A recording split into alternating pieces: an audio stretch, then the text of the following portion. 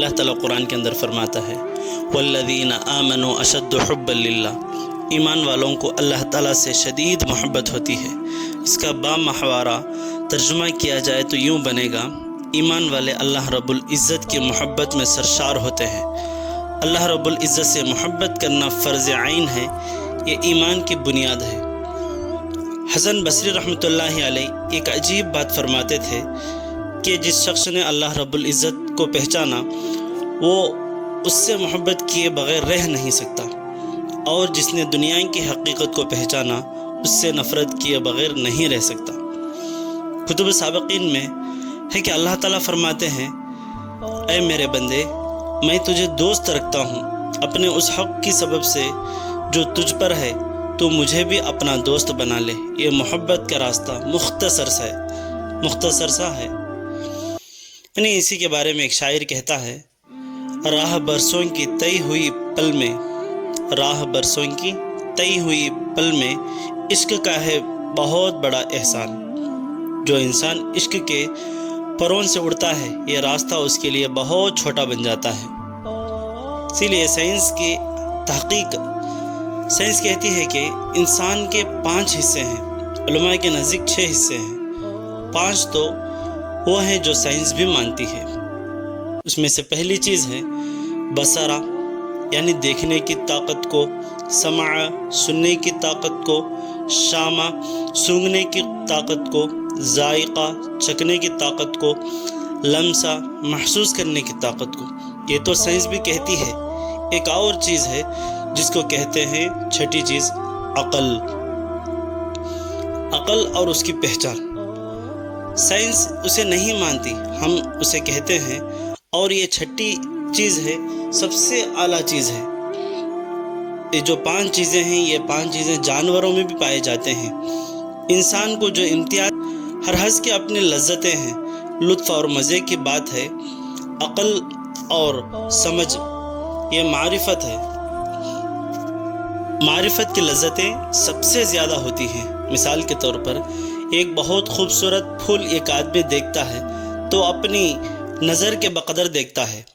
جس کی بینائی ٹھیک ہے وہ تو دیکھ کر خوش ہوگا اس کے ظاہر کو، اور اس کی بینائی ٹھیک نہیں، جس کے 5 نمبر کے اسپیٹس ہیں اور جس کے 5 نمبر کے اینک ہیں، تو وہ بالکل دیکھ نہیں پاتا۔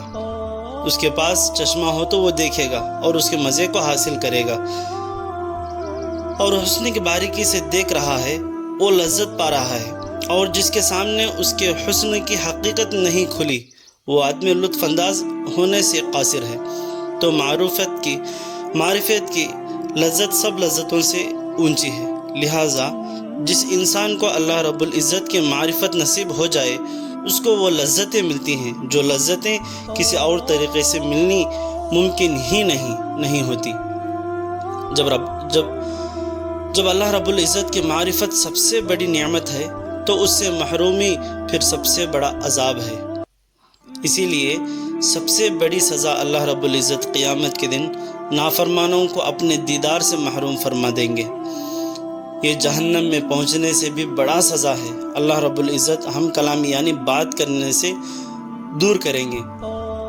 اللہ تعالیٰ ارشاد باری تعالیٰ ہے، اخسؤوا فیہا ولا تکلمون، پڑے رہو پھٹکارے ہوئے، دفع دور ہو جاؤ، خبردار جو مجھ سے بات کرنے کی کوشش بھی کرے۔ جب کوئی بندہ اللہ رب العزت سے بات نہیں کر سکے گا، قرآن میں اللہ تعالیٰ فرماتا ہے لا یکلمہم اللہ یوم القیامہ، اللہ تعالیٰ ان سے بات نہیں فرمائے گا۔ اللہ تعالیٰ کا ہم کلامی سے انکار فرما دینا، یہ کسی شخص کو اپنے دیدار سے محروم کر دینا، یہ سب سے بڑی سزا ہوتی ہے۔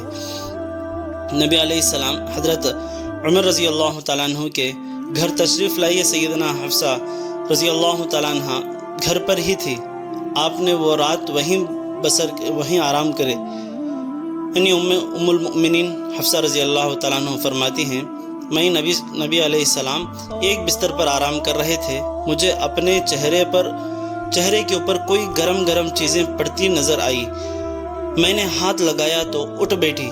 میں نے دیکھا کہ اللہ کے محبوب کی مبارک آنکھوں سے آنسو ٹپک رہے تھے۔ اور میرے رخسار پر یعنی میرے گال پر پڑ رہے تھے۔ میں نے پوچھا کہ اے اللہ کے محبوب ماذا یبکیک، آپ کیوں رو رہے ہو؟ نبی علیہ السلام نے ارشاد فرمایا یا حفصہ سن نہیں رہی ہو، تمہارا بھائی ابن عمر تہجد میں قرآن پڑھ رہا ہے اور ابھی اس نے یہ آیت پڑھی کلا انہم عن ربہم یومئذ لمحجوبون۔ حفصہ مجھے اس آیت